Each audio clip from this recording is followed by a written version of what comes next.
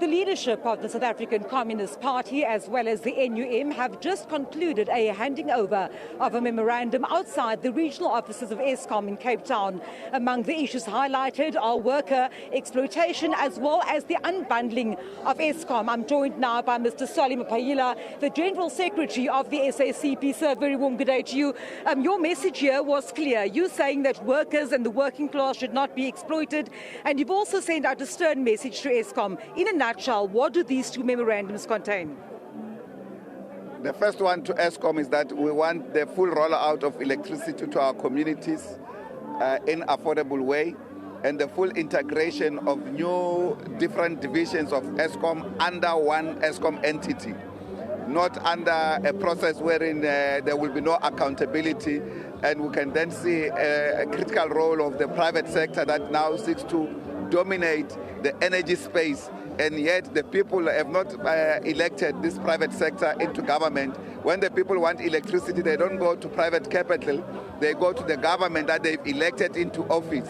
So we're simply saying the government must take its responsibility to control energy sector and to distribute it to the people, and to guarantee that even the people in the farms and rural communities should still have access to energy and electricity, and to make prices affordable.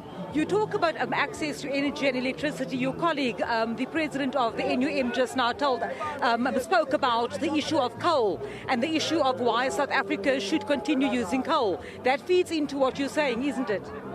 Yes, of course, because coal for us, we said, is a strategic mineral for South Africa. It guarantees us low prices in energy production, in the economic output. As you know, economy uses a lot of input from energy, in other words, electricity, gas and others. And therefore, with sufficient resources of coal, we should safeguard that, use them as one of our strategic minerals, protect it and make sure that it's used for the benefit of our people as a whole. On the labor side, we had also said that the minister must sign the agreement that has already been signed between workers and the employers. But it's just awaiting for the minister to attach a signature. We hope that the minister should not postpone the hunger of families, because she's been properly paid well by government, and yet she can easily go and sign off these things so that workers can also get their own income.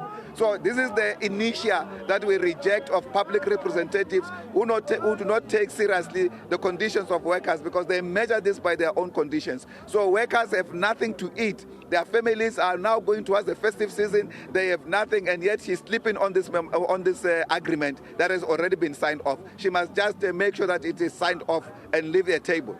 Thank you so much, Mr.